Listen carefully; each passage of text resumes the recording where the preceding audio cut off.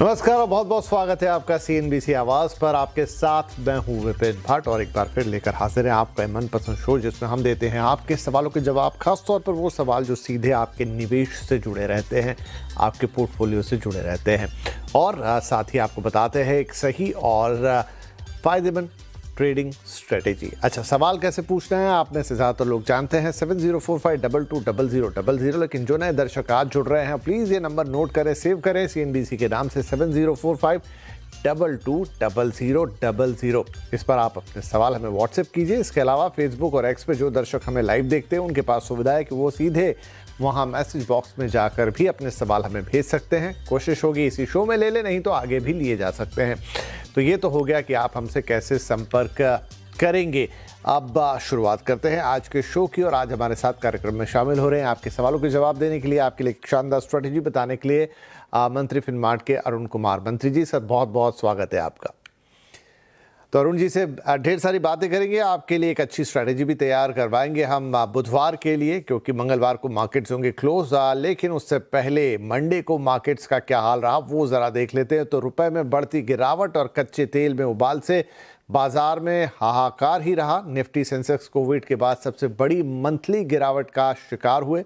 बाजार में कैसा रहा पर्टिकुलर मंडे का कारोबार, डिटेल्स में बता रहे हैं आशीष चतुर्वेदी।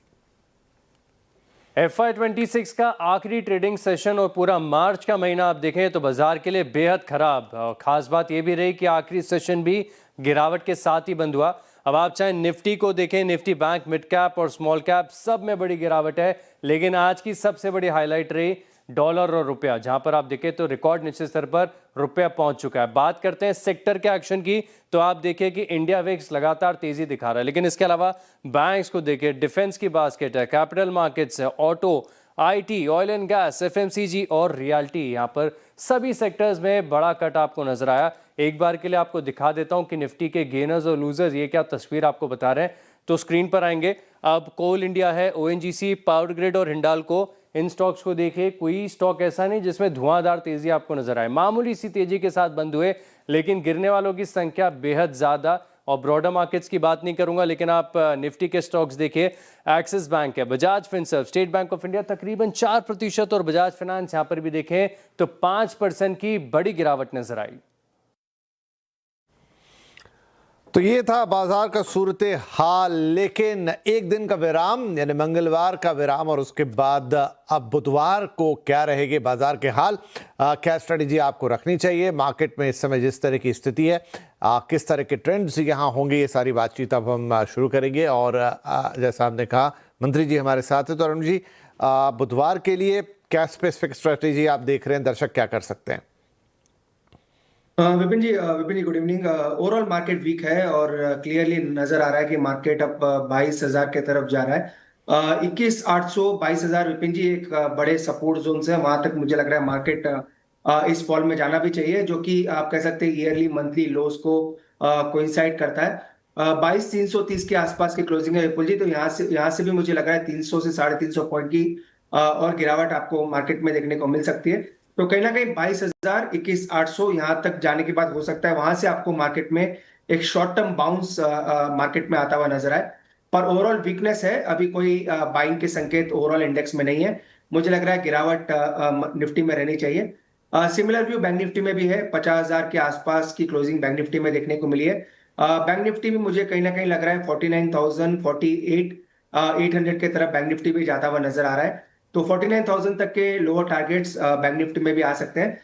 तो क्लियर वीकनेस है विपिन जी, और सेल ऑन राइज की स्ट्रेटेजी रखनी चाहिए।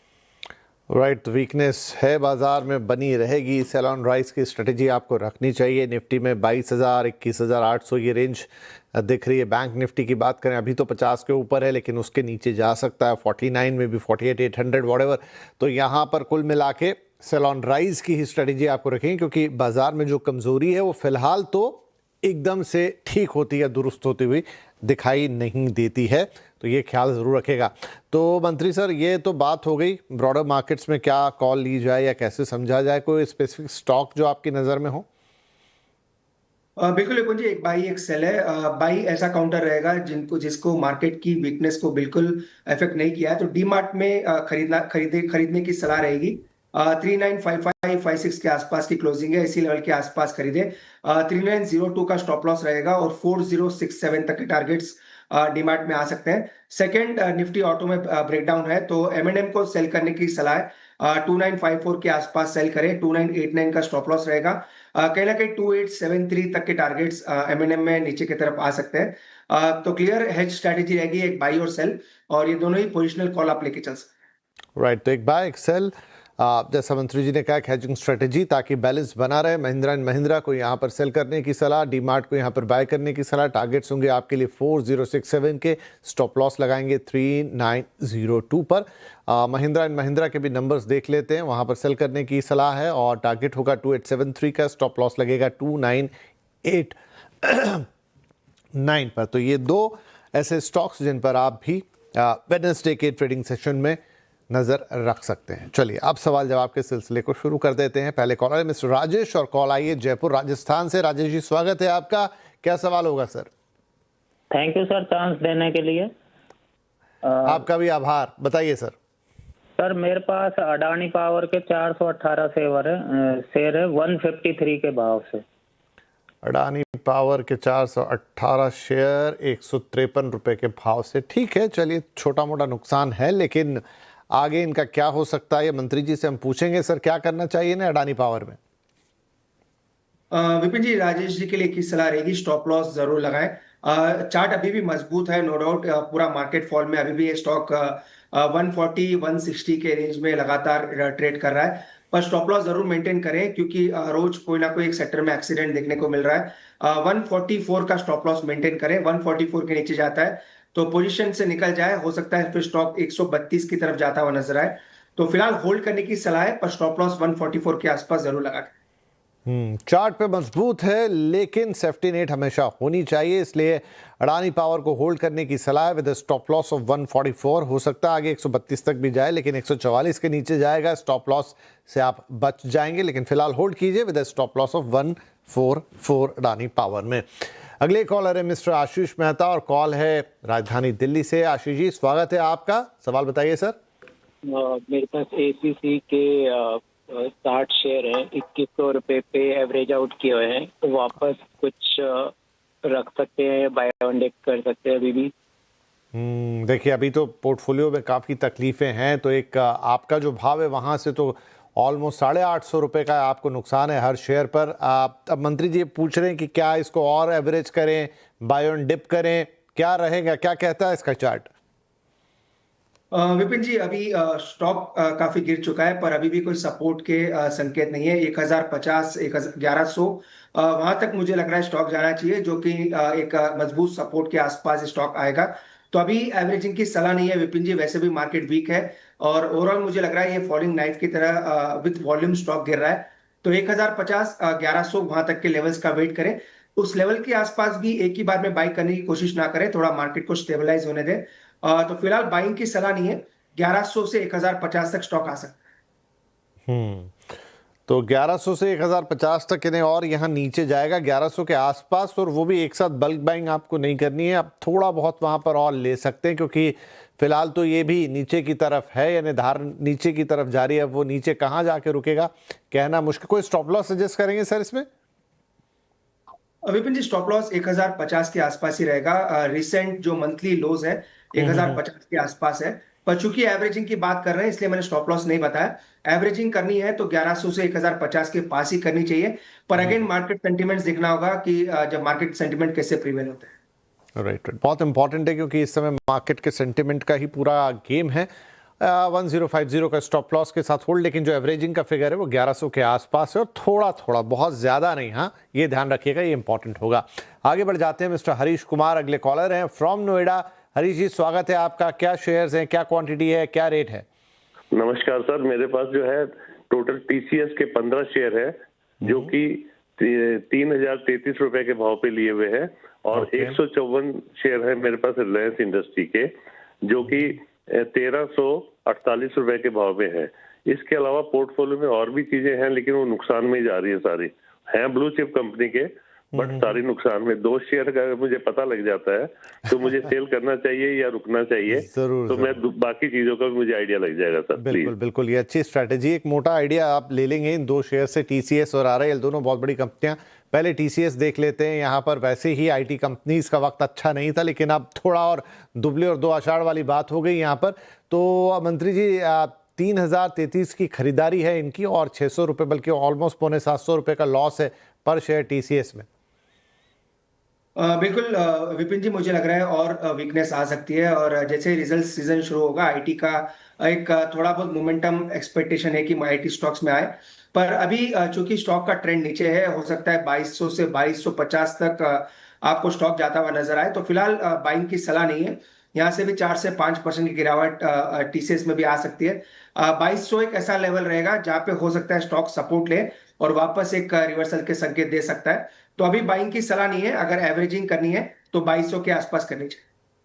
राइट, तो 2200 के आसपास टीसीएस में थोड़ी एवरेजिंग, वहीं स्टॉप लॉस भी लगा लीजिए, लेकिन फिलहाल स्थिति कमजोर ही है।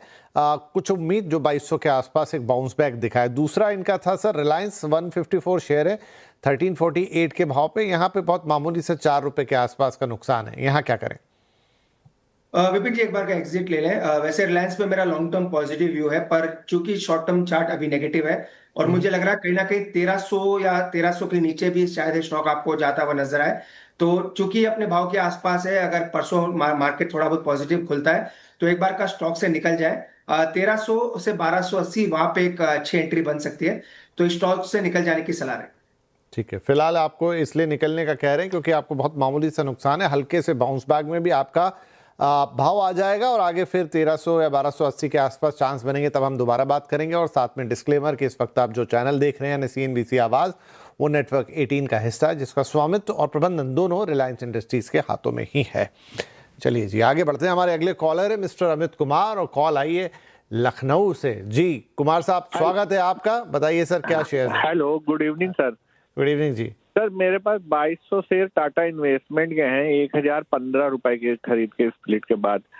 ओके। और इस समय काफी नीचे चल रहा है, तो इस पे क्या एवरेजिंग का सजेस्ट करते हैं कि किसी और स्टॉक में चले जाए? जरूर जरूर, इस समय तो अच्छे अच्छे स्टॉक नीचे हैं, लेकिन क्या एवरेजिंग आप इस पर्टिकुलर शेयर में करनी चाहिए और या फिर इससे निकल के कहीं और ही पैसा लगा दें, लॉस ही कम हो आपका? ठीक है जी, दोनों बातें सही हैं, लेकिन मंत्री जी हमें बताएंगे कि इसमें से करना हमें क्या है। सर टाटा इन्वेस्ट के लिए क्या स्ट्रेटेजी होगी? विपिन जी, बिल्कुल एवरेजिंग की सलाह नहीं है। अभी भी फॉलिंग नाइफ, जैसे कि हमने कहा, ये स्टॉक भी एक क्लियर डाउन ट्रेंड में जाता हुआ नजर आ रहा है। इसका जो फाइनल सपोर्ट है वो 500 से 510 के आसपास है, चूंकि ऑलरेडी अपने भाव से आधा प्राइस देख चुके हैं। एक मंथली और वीकली दोनों ही सपोर्ट 500 के आसपास है। तो फिलहाल एग्जिट ना करें, पर 500 का एक क्लोजिंग बेसिस पे स्टॉप लॉस जरूर लगाएं। अगर 500 के नीचे जाता है विपिन जी, तो बड़ी गिरावट स्टॉक में आ सकती है। चूंकि अपने मंथली सपोर्ट के आसपास है, अभी एग्जिट की सलाह नहीं रहेगी, पर 500 रुपए का एक क्लोजिंग स्टॉप लॉस जरूर लगाएं। ठीक है जी, तो ना एवरेज करना है ना एग्जिट करना है, 500 रुपए का स्टॉप लॉस लगा के फिलहाल टाटा इन्वेस्टमेंट को होल्ड करना है। अगले caller mister MM Pandey from New Delhi again. Pandey साहब, बहुत स्वागत है आपका, क्या सवाल होगा सर? हेलो। हाँ जी, हाँ। पांडे JSW इंफ्रा 2800 शेयर है। ओके, 304 की एवरेज है। ठीक है, 304 या 306?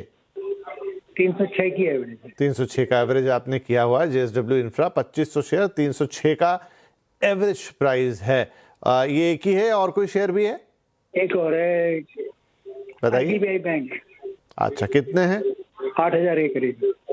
ओहो, एक साथ खरीदे थे या ये एवरेज किए हुए हैं? नहीं, एवरेज की एवरेज 96 के भाव पे। ठीक है, एक एक करके दोनों देख लेते हैं। JSW इंफ्रा पहले लेते हैं, 2500 शेयर है, क्वांटिटी दोनों ही आपकी काफ़ी बड़ी है, एक 8000 एक 2500 है। तो JSW इंफ्रा 306 के भाव पे लिया था, आज 240 पर है। क्या यहाँ कुछ हो सकता है मंत्री जी, कुछ इसमें गुंजाइश? विपिन जी, JSW इंफ्रा 270 का एक मजबूत सपोर्ट था स्टॉक में, वो ब्रीच हो चुका है। अब ये भी स्टॉक आप कह सकते हैं डाउन ट्रेंड में जा चुका है, 240 के आसपास चल रहा है। इसका जो सपोर्ट है विपिन जी, वो 220 के आसपास है। 220 अगर ब्रीच होता है देन वापस रिकवरी आने के चांसेस काफी कम रहेंगे, क्योंकि ऑलरेडी 60-70 रुपए का अपना लॉस नीचे में देख चुके हैं। 220 का स्टॉप लॉस मेंटेन करें, पर वीकनेस है, उछाल पे एग्जिट करने की सलाह रहेगी। 220 का एक फाइनल स्टॉप लॉस जरूर मेंटेन करें। साथ ही आईडीबीआई बैंक की जहां तक बात है, इसमें भी डाउन ट्रेंड शुरू है और हो सकता है स्टॉक आपको 50 तक के भी लेवल दिखाते हुए नजर आए। तो आईडीबीआई बैंक में भी सेम सलाह रहेगी, उछाल में एग्जिट करें और सिमिलर सलाह जेएसडब्ल्यू इंफ्रा में भी लेके चले। 270 280 भी आता है तो एक बार का स्टॉक से निकल जाए। ठीक है जी, तो दोनों ही स्टॉक जेएसडब्ल्यू इंफ्रा और आईडीबीआई यहाँ पर जो है उछाल पर निकलने की सलाह। हालांकि जेएसडब्ल्यू इंफ्रा में 220 रुपए का एक स्टॉप लॉस बोला यहाँ पर सर ने, वो आप लगा लें, लेकिन अगर फर्दर वीकनेस आती है तो फिर निकलना ही है। Same with IDBI bank. और दिक्कत ये है कि आपकी देखिए दोनों में क्वांटिटी बहुत बड़ी बड़ी हैं, लॉस अगर और बढ़ा, और दोनों के स्ट्रक्चर इस समय वीक हैं, लॉस अगर और बढ़ता है तो फिर आपको घाटा भी बड़ा होगा। इसलिए अगर मौजूदा स्तर से नीचे जाते हैं तो यहाँ पर निकलने की ही सलाह है। और इसी के साथ हम ले लेते हैं एक छोटा सा ब्रेक, लेकिन ब्रेक के बाद आपके और सवाल और मंत्री जी से लेंगे उन पर जवाब।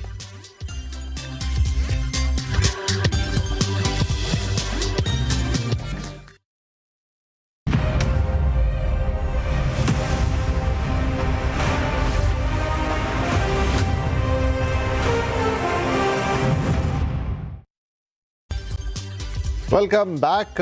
हमारी बातचीत जारी है लगातार। मंत्री जी हमारे साथ बने हुए हैं, आपके सवाल भी आ रहे हैं बैक टू बैक, और हमारे अगले कॉलर आ चुके हैं लाइन पर। सनी बत्रा साहब फरीदाबाद से ये कॉल है। सनी जी स्वागत है आपका, बताइए आपने क्या शेयर्स लिए हुए हैं? Sir good evening. मैंने कॉनकोर के 20,000 बाई किए हैं 540 के रेट्स पे, और इजी ट्रिप प्लानर के 5 लाख लिए 90 रुपीज में। 20,000 शेयर तो एक साथ हैं, एवरेज है क्या है? एक साथ ही हैं सर। अच्छा, एक साथ आपने लिए। और कब लिए थे आपने ये थर्ड टाइम पहले ही लिए थे सर, 2-3 महीने पहले ही। अच्छा, दूसरा शेयर आपने क्या बताया? Easy trip planner 5 lakh share लिया 90 rupees per. Easy trip planner, चलिए वो भी देख लेंगे। इजी ट्रिप का कितने में लिए थे आपने? 90 रुपीज पे सर, 19 रुपए पे। अच्छा ठीक है, क्या चार्ट सही है? देखना होगा। 19 रुपए पे। अच्छा, 19 रुपीज़ में आपने लिया था। एनीवेज, कॉनकोर के 20,000 शेयर है सर, बड़ी क्वांटिटी है और लॉस भी आई थिंक बड़ा ही है, 114 रुपए का हर शेयर पर। क्या करना चाहिए इसमें? बिल्कुल विपुल जी, 425 के आसपास चल रहा है। अगेन मुझे लग रहा है ये स्टॉक भी 380 370 के तरफ बढ़ रहा है। क्लियर मार्केट की वीकनेस का शिकार है और ओवरऑल चार्ट वीक मुझे नजर आ रहा है। क्योंकि इनके पास क्वांटिटी ज्यादा है, इसलिए जरूर अपनी पोजीशन का ध्यान रखें। मैक्स टू मैक्स अपसाइड 460 470 तक मुझे लग रहा है। अगर मार्केट में बाउंस आता है तो 470 तक जा सकता है। तो उछाल पे एग्जिट करने की ही सलाह रहेगी। इतनी बड़ी क्वांटिटी स्टॉक में होल्ड ना करें। नीचे में एक स्टॉप लॉस 395 का जरूर मेंटेन करें। ठीक है जी, तो 395 रुपए का एक स्टॉप लॉस सबसे पहले लगा लें, और 460 470 ये भाव है जहां उछाल अगर आ जाता है तो आपको सेल ही करना है। क्वांटिटी आपकी बहुत ज़्यादा है। दूसरा उन्होंने इजी ट्रिप पूछा था, 19 रुपए में खरीदा है उसको, और अभी कुछ 4-5 रुपए के आसपास है। उसमें कोई सलाह आपकी? विपिन जी, काफी ये ट्रेडर फ्रेंडली स्टॉक हुआ करता था, क्लियर डाउन ट्रेंड में है और लगातार 24 रुपए से विपिन जी लगातार ये गिर रहा है और 5.5 रुपए के आसपास आ चुका है। यहाँ से विपिन जी ज्यादा कुछ खोने के लिए है नहीं। वैसे कभी स्टॉक एडवाइस किया नहीं है। जो रिसेंट लो जो चार्ट पे नजर आ रहे हैं वो 4 रुपए 10 रुपए 4-10 पैसे के आसपास है। तो मैक्स टू मैक्स सलाह एक ही मैं दे सकता हूँ, 4 रुपए का स्टॉप लॉस लगाने की सलाह रहेगी। बाकी मेरी इन्वेस्टमेंट की सलाह विपिन जी इसमें है नहीं। जितना जल्दी हो सके स्टॉक से निकल जाने की कोशिश करें। ठीक है जी, चलिए आगे बढ़ जाते हैं। तुरंत हम मिस्टर तपन है अब हमारे साथ, हमारे अगले कॉलर, और आप कॉल कर रहे हैं पुणे से। तपन जी नमस्कार, क्या सवाल रहेगा आपका? सर मेरे पास DLF है 261 शेयर 744 के भाव पे। ओके, और ये खरीदारी आपकी कब की है? अराउंड 3-4 महीने पहले की है। ओके ठीक है, नुकसान है थोड़ा 225 रुपये से कुछ ज़्यादा का। DLF में सर क्या स्ट्रेटेजी हो सकती है? विपिन जी, इसका जो गोल्डन रेशियो हम बात करते हैं, फिबोनाची रेशियो, वो 465 के आसपास है। जो रिसेंट हाई लगने के बाद जो रिट्रेसमेंट आया है, मुझे लग रहा है रिट्रेसमेंट 465 470 तक आपको एक्सटेंड होता हुआ नजर आ सकता है। ऑलरेडी इन्होंने काफी गिरावट देख चुके हैं, तो एक गोल्डन रेशियो के नीचे स्टॉप लॉस मेंटेन करें। चूंकि ये स्टॉक हम डेली ट्रेडिंग के लिए हम इसका रिकमेंडेशन देते हैं, तो इसके लेवल्स मुझे परफेक्टली याद है। 465 ये इसका स्टॉप लॉस होना चाहिए। 465 के नीचे क्लोज हो जाता है तो पोजीशन से निकल जाए। ठीक है जी, 465 का स्टॉप लॉस लगाइए, होल्ड कीजिए। अगर उसके नीचे गया तो फिर पोजीशन से आपको निकलना है। ये डीएलएफ में सलाह आपके लिए। और इसी के साथ वक्त हो गया है कि अब हम आपसे इजाज़त लें, लेकिन जाने से पहले मंत्री जी आपका बहुत बहुत धन्यवाद। और साथ ही कोई डिस्क्लोजर्स? जी विपिन जी काफी स्टॉक्स डिस्कस किए हैं। क्लाइंट्स की पोजीशन जरूर हो सकती है, पर किसी भी स्टॉक में मेरी पर्सनल पोजीशन है। Thank you sir. और सभी दर्शकों को भी बहुत बहुत धन्यवाद। तो मंगलवार को है अवकाश, लेकिन बुधवार के लिए स्ट्रेटेजी मंत्री जी ने आपसे शेयर की है, ध्यान रखिएगा। इस समय बाजार काफ़ी ज़्यादा टर्बुलेंट है, ऐसे में ज़्यादा सावधानी रखने की ज़रूरत है। और आपके जो इंडिविजुअल सवाल थे उस पर भी उन्होंने सलाह दी है, तो उनको भी ध्यान रखिएगा। बहुत बहुत धन्यवाद हमारे साथ इस कार्यक्रम में शामिल होने के लिए। नमस्कार।